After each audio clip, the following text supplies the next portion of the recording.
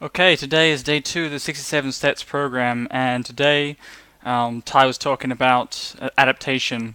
And one quote he said was, "A civilization that survives is the one best able to adapt to the changing environment." So, obviously, we live in a time where things are changing faster than ever with all these exponential technologies we have. Most people just can't keep up with the progress, and you see that with industries, companies going out of business.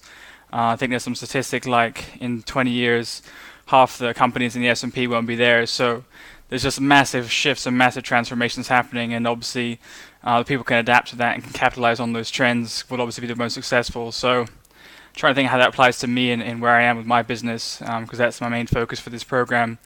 And he said, it's not the strongest or the smartest that survive, so I need to think about what's adapting, what's changing. My business is it's all in online marketing. So, the main trends has obviously been search engine marketing the last 10 years or so. That's really taken off. And that's been the area I've been trying to learn how to apply that to businesses to help them grow, because most businesses can't stay on top of those trends.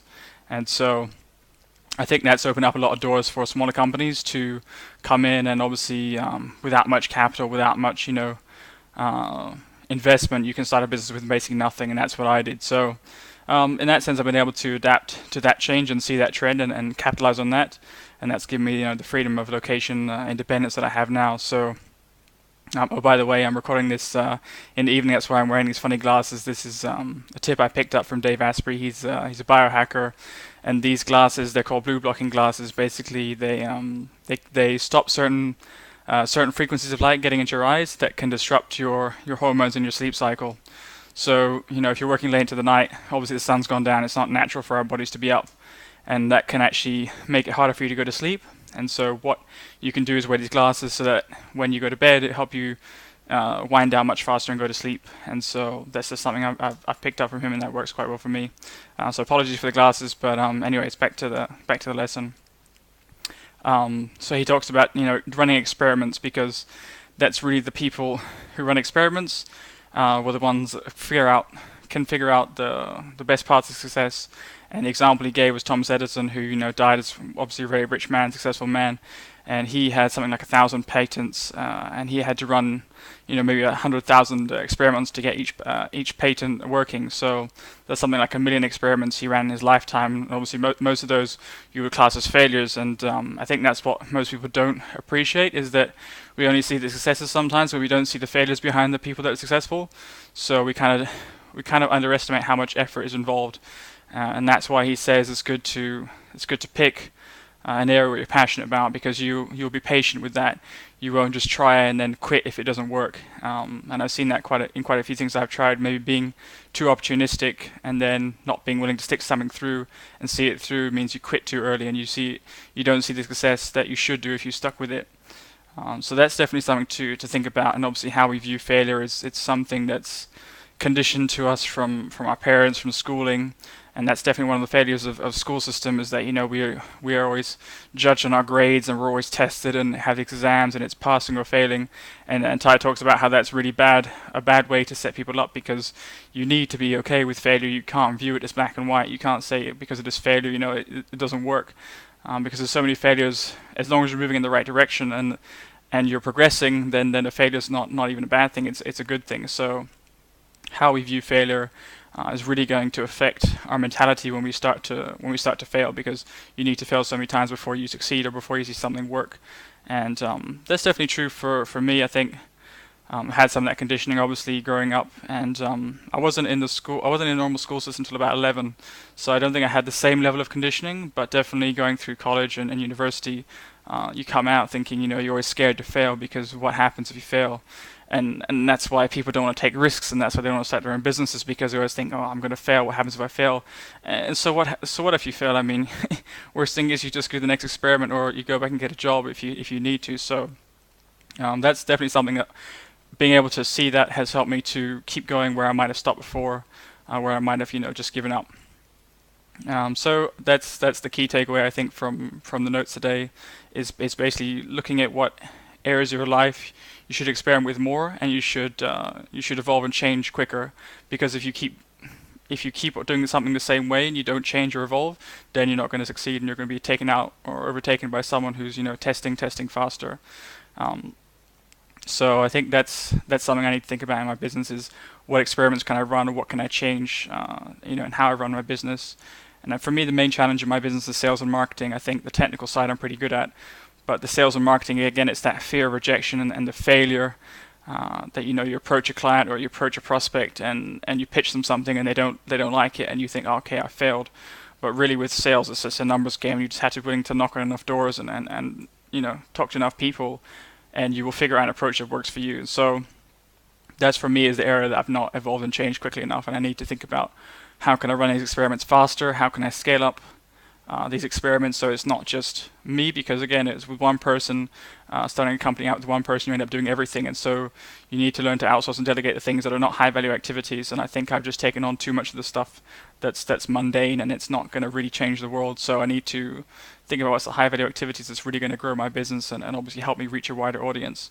Definitely, I think putting out content will definitely do that. If I can find a way to reach more people instead of just one-to-one, then I think that's the key to success and growing online, and obviously helping other businesses do the same thing. So I definitely want to run more experiments with my sales and marketing. Try and set up a framework so that even if I hit a certain target, I don't fail as long as I hit that target. So another great example is this guy called Darren Hardy who runs Success Magazine, and he talks about the key to success is just hitting those targets. So, for example, if you're doing door-to-door knocking as a salesman, if you just set yourself a target of getting 50 no's a day, that means you knock on people's doors and you don't stop until you get 50 no's. And so that's your goal. You're actually not going to stop until you get those no's. Then even, if you don't hit as many sales as you want, just by having that consistency and just by every day conditioning yourself to accept that as a requirement to succeed, instead of like, oh my god, I might get rejected again.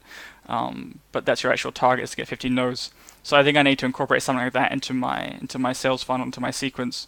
And I'm going to be testing out some new email sequences and some new copies, maybe shooting some videos as well for clients and seeing if I can find a target that I'm comfortable with and that's challenging, and obviously being able to view that not as a failure, but this is just a step in an experiment, and I just keep running this experiment again and again and again until you reach a level where you hit some level of mastery where you are having success with your techniques, and then things really start to succeed. So for me, I haven't really pushed myself enough in that sense, and I've been a little bit scared and fearful of that, and I guess that's the conditioning I've grown up with, and I need to learn to get rid of that. It really doesn't serve me. So definitely compared to Thomas Edison, a million experiments, that's a good goal in a lifetime to reach for.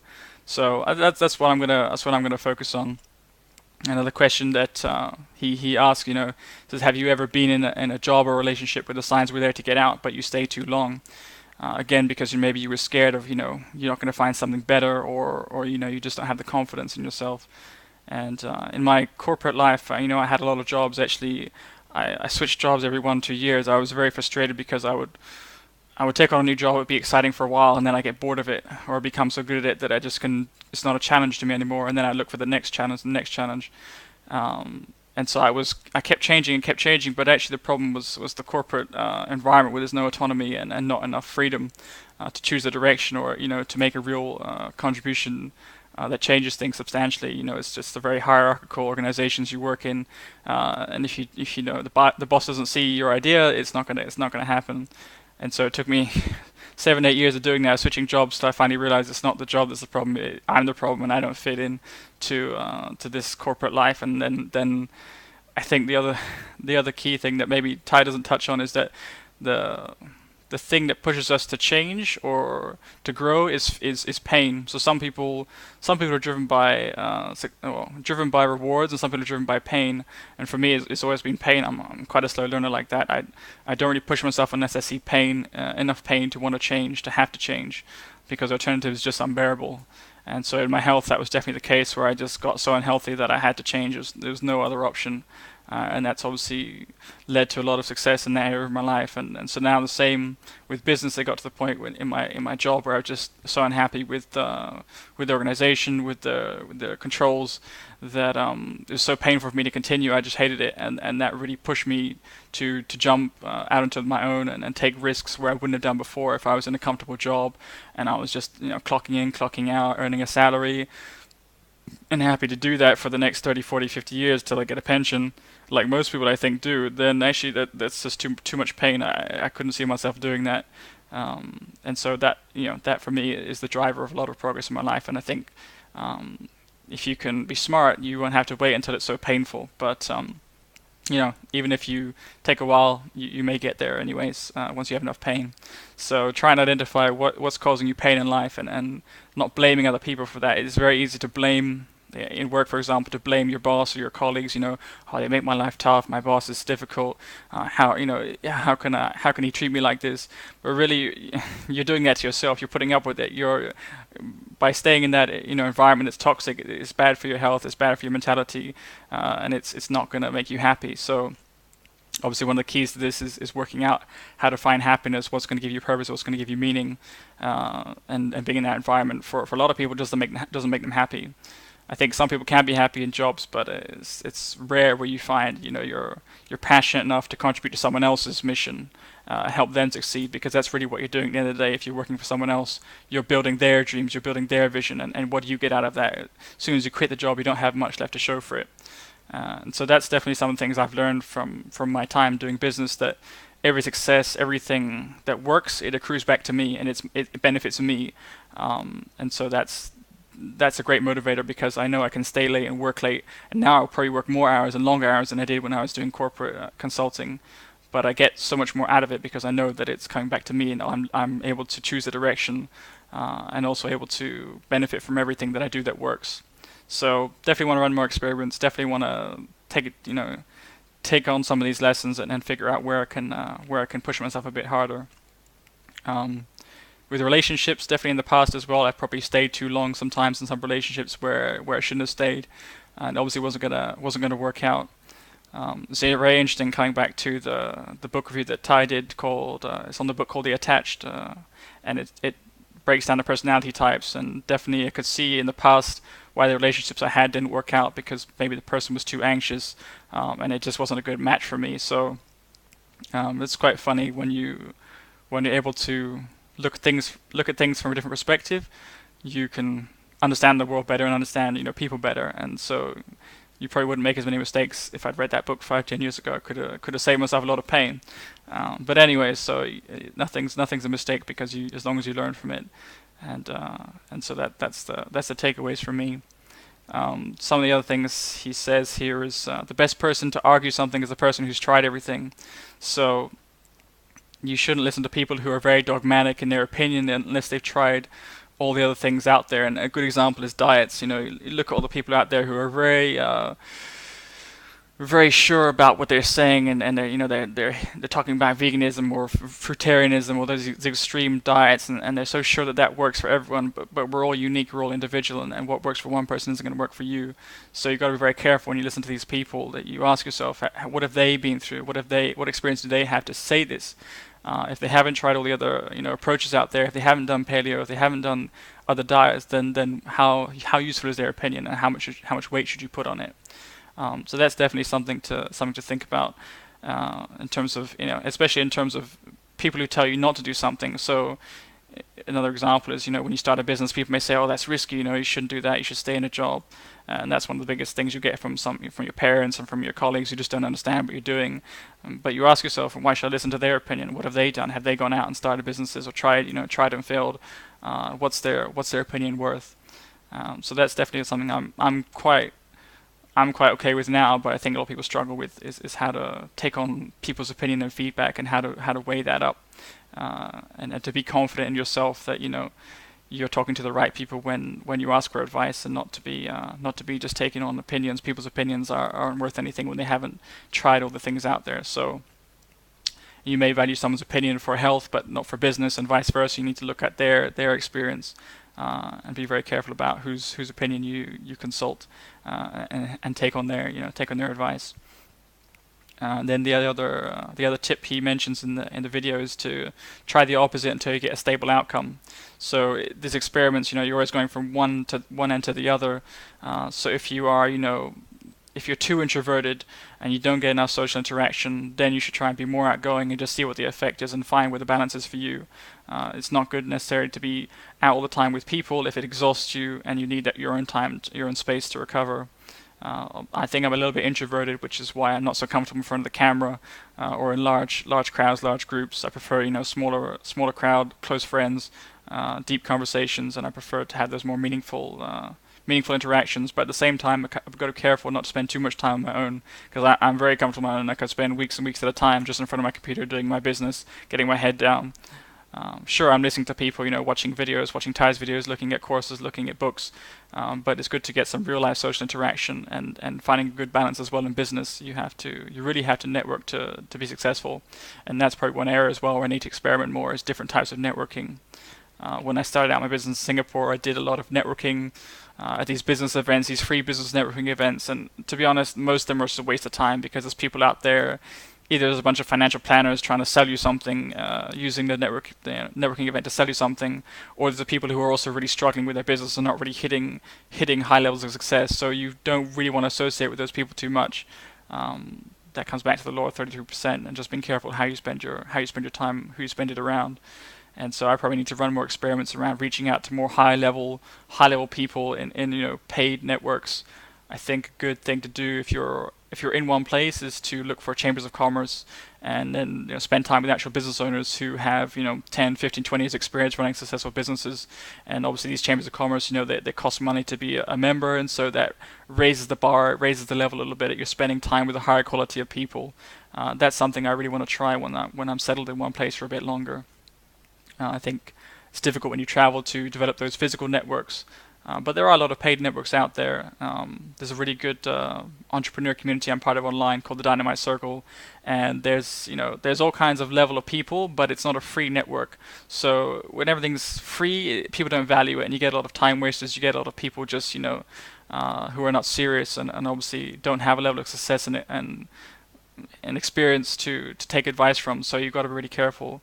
And I stopped doing those business networking events just because they weren't working out for me. I didn't feel the caliber of the people was strong enough to make it worth my time. So you want to look for the ones that are paid events and just go to some of those. And I think you'll find the quality is higher and the bar is higher because most people won't go to that if they're not serious. So that's the experiments I want to start running, and maybe stay in one place a bit longer instead of traveling all the time, because that does make it difficult to develop those networks. But that's something I'm gonna experiment with, just to try the opposite of something. And he says, if you're too kind, try and be less kind. I think a good example is people are always scared to say no, and it's funny because people are so stingy with their money, but so generous with their time. And time is one of the few things you'll never get back. It's more precious than money. Money, you can always make more money, but you can never get more time back. And so I think definitely learning to say no is a really strong thing, especially when people come up to you, either asking you for help or offering business opportunities, and you need to learn to say no, even though you may think, oh, there's money in that, I can make some money. And again, that's being opportunistic and not staying true to your mission. And that usually happens when you haven't got a clear enough focus or a clear enough mission. So I think that's one area I have to think quite strongly is to identify, be clear, have your one sentence plan, what is your mission, and then being able to say no to anything that doesn't fit into that. And when you're an entrepreneur, you're trying to make money, you're hustling, you just say yes to everything because you just think, I just need to make some money, and you're just maybe the desperation, it kind of clouds your vision, clouds your judgment. And that's something I definitely had to go through is trying a lot of things that I didn't enjoy. And again, that's that's an experiment, that's learning, that's part of growth, so it's not a bad thing. But I think if you can be clear about your mission at the beginning and be more sure about yourself, then you'll be able to get on track, get on the right path much faster without necessarily making all those mistakes.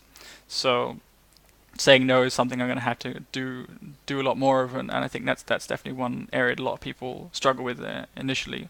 I've got a few projects at the moment that I think are not really aligned to what I want to be doing. Maybe I'm trying to help other people because I've got the expertise and I can see they need my help.